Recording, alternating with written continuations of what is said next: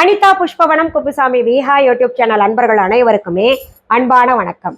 நம்முடைய யூடியூப் சேனல்ல தொடர்ந்து பல பதிவுகளை பார்த்துக்கிட்டு வரோம். இன்றைக்கு இந்த பதிவுல விநாயகர் சதுர்த்தி வழிபாட்டிற்காக நாம் வாங்கக்கூடிய மண் சிலையை கரைப்பதற்கு முன்பாக நாம் செய்ய வேண்டிய 2 விஷயங்களை பற்றி பார்க்க போறோம்.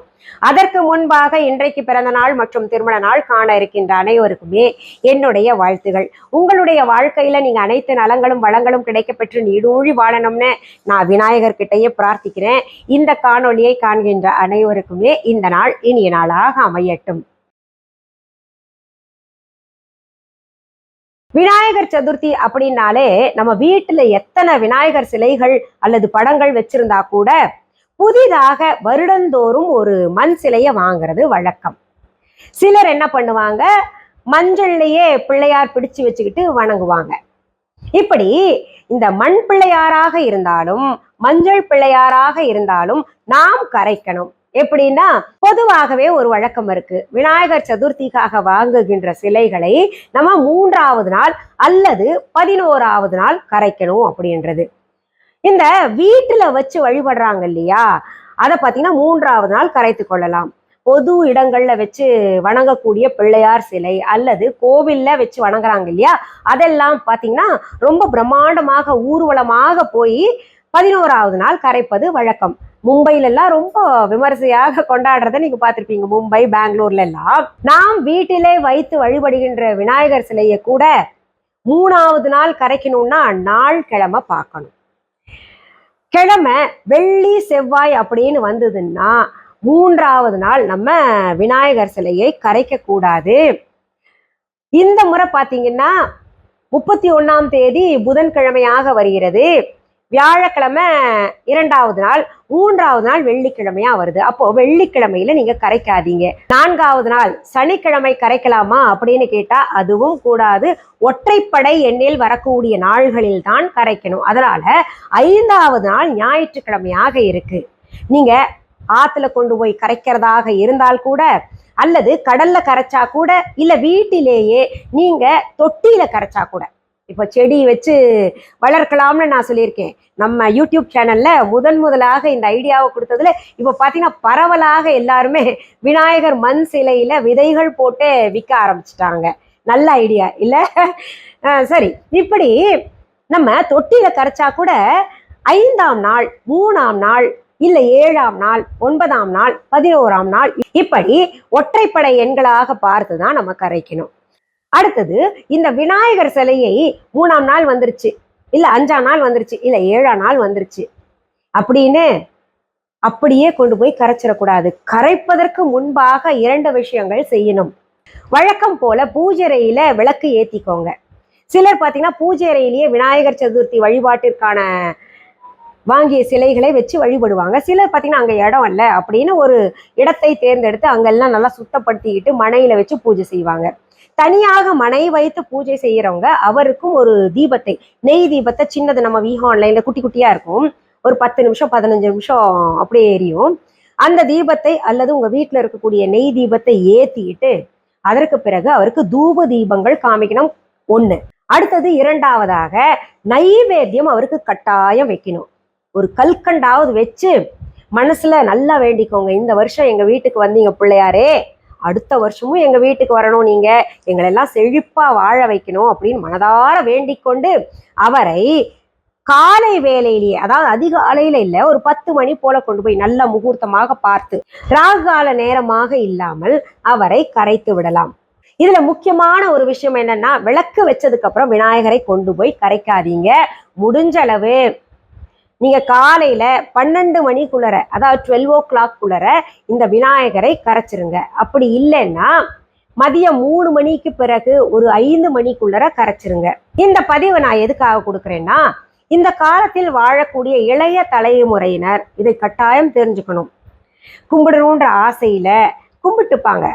ஆனா அதுல சின்ன சின்ன விஷயங்கள் தெரியாம இருக்கும் இல்லையா, அது தெரிஞ்சுக்கணுங்கிறதுக்காக எதையும் செய்வது முறையாக செய்தால் இன்னும் நல்லா இருக்கும் இல்லையா, அதுக்காக தான் சொல்லியிருக்கேன்.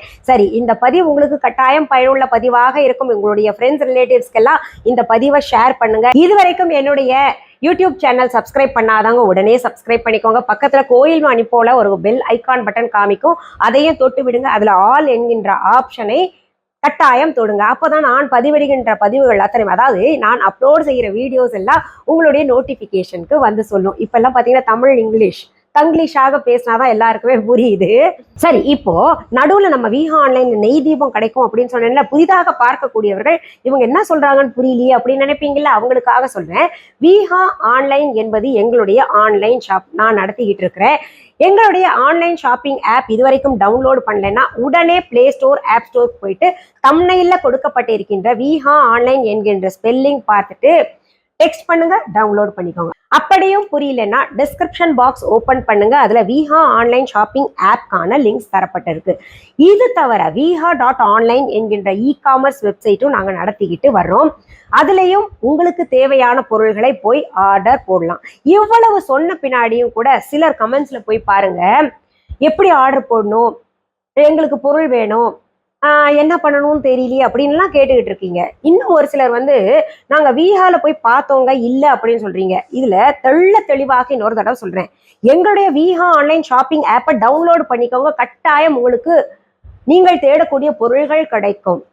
அதை விட்டுட்டு நீங்க வேற ஏதாவது தப்பா ஸ்பெல்லிங் போட்டிருந்தீங்கன்னா அது வேற ஏதாவது வெப்சைட்டுக்கு போகும். அப்புறம் வந்து உங்களுக்கு நீங்க தேடின பொருள்கள் கிடைக்காது. நான் பாட்டுக்கு சொல்லிட்டே இருக்க வேண்டியதுதான். சரி, நம்ம விஹா ஆன்லைன் பத்தி இன்னும் சில தகவல்கள் சொல்றேன். பொருள்களை நேர்ல பார்த்து வாங்கணும் அப்படின்னு நினைக்கிறவங்க சென்னை ராஜா அண்ணாமலைபுரத்தில் இருக்கக்கூடிய எங்களுடைய விஹா கடைக்கு வாங்க. அதற்கான போன் நம்பர், அட்ரஸ் வெப்சைட்லயும் கொடுத்துருக்கோம். டிஸ்கிரிப்ஷன் பாக்ஸ் ஓபன் பண்ணுங்க, அதுலயும் தந்திருக்கோம். கஸ்டமர் கேர்ல கூப்பிட்டு கேட்டீங்கன்னா கூட அட்ரஸ் சொல்லுவாங்க. இது தாண்டி கூகுள் மேப்ஸ்ல போயிட்டு விஹா ஷாப் சென்னை அப்படின்னு டெக்ஸ்ட் பண்ணீங்கன்னா எங்களுடைய கடைக்கு அழகா கூகுள் மேப் கைடு பண்ணி கொண்டு வந்து சேர்த்து விட்டுடும். இதுல முக்கியமான தகவல் இன்னும் சொல்லிடுறேன்.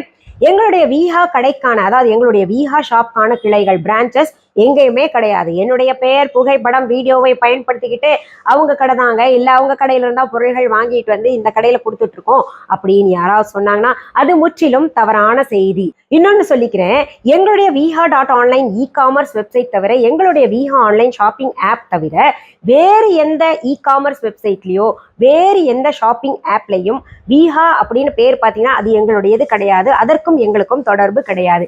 என்னோடதுன்னு நினைச்சு வாங்கிக்கிட்டு பொருள் நல்லா இல்லைன்னா என்ன திட்டாதீங்க. அதுக்காக தான் திரும்ப இது சொல்லிக்கிட்டு இருக்கிறேன். இது போல போலிகளை தவிர்ப்பதற்காகத்தான் நம்முடைய Viha online shopping app download பண்ணிக்கோங்க அப்படின்னு திரும்ப ஒவ்வொரு பதிவிலேயும் சொல்லிக்கிட்டு இருக்கிறேன். இவ்வளவு சொன்ன பின்னாடியும் திரும்ப நீங்க கேட்கிற கேள்விதான் கேட்டுட்டு இருக்கீங்க, எங்க இருக்கு, எப்படி பார்க்கணும், எப்படி ஷாப் பண்ணும் அப்படின்னு. தெளிவாக எல்லாத்தையும் சொல்லிட்டேன். டிஸ்கிரிப்ஷன் பாக்ஸ் ஓபன் பண்ணி பாருங்க, லிங்க்ஸும் கொடுத்துட்டேன். சரி, உங்களுக்கு எது போன்ற பதிவுகள் தேவை அப்படின்னு கமெண்ட் பாக்ஸ்ல டெக்ஸ்ட் பண்ணுங்க. அதை படிச்சு பார்த்துட்டு நான் உங்களுக்கு பதிவுகளாக தருவேன். மீண்டும் அடுத்த பதிவில் சந்திக்கும் வரை நன்றி, வணக்கம். அன்பான வாடிக்கையாளர்களே, உங்கள் விஹா ஸ்டோரில் பூஜை பொருட்கள், சிலைகள், ராசிக்கற்கள், வாஸ்து பொருட்கள், விதைகள், பாரம்பரிய அரிசி வகைகள், சிறுதானியங்கள், ஆர்கானிக் பொருட்கள், மூலிகை எண்ணெய், மளிகை பொருட்கள், மரச்செக்கு எண்ணெய், மரப்பொருட்கள், வெள்ளி ஆபரணங்கள், கிஃப்ட் ஆர்டிகல்ஸ், காட்டன் மற்றும் பட்டு புடவைகள், காட்டன் சுடிதார்கள், பட்டு பாவாடை, குழந்தைகளுக்கான விளையாட்டு பொருட்கள், ஹை குவாலிட்டி இமிடேஷன் நகைகள், வீட்டு உபயோக பொருட்கள், ஜூட் பேக்ஸ், ஹேண்ட்மேட் சோப்ஸ், அழகு சாதன பொருட்கள், சிறுதானிய பிஸ்கெட்டுகள், ஹோம் அப்ளையன்சஸ், இன்னும் பற்பல பொருட்கள் விற்பனைக்குள்ளது. விஹா ப்ராடக்ட்களை நீங்கள் வாங்க விரும்பினால் அது எங்களுடைய viha.online வெப்சைட் மற்றும் சென்னை ராஜா அண்ணாமலைபுரத்தில் உள்ள எங்கள் விஹா ஸ்டோரில் மட்டுமே கிடைக்கும் என்பதை தெரிவித்துக் கொள்கிறோம். வேறு எந்த ஆன்லைன் வெப்சைட்களிலும் விஹா ப்ராடக்ட்கள் விற்பனைக்கு கிடையாது என்பதை நீங்கள் கவனத்தில் கொள்ள வேண்டும். எங்கள் விஹா ஸ்டோரின் விலாசத்தை கண்டறிய கூகுள் மேப்ஸில் விஹா ஸ்டோர் என்று டைப் செய்தால் வழியை கண்டறியலாம். www.viha.online வெப்சைட்டிலும் விஹா ஸ்டோரின் அட்ரஸ் உள்ளது.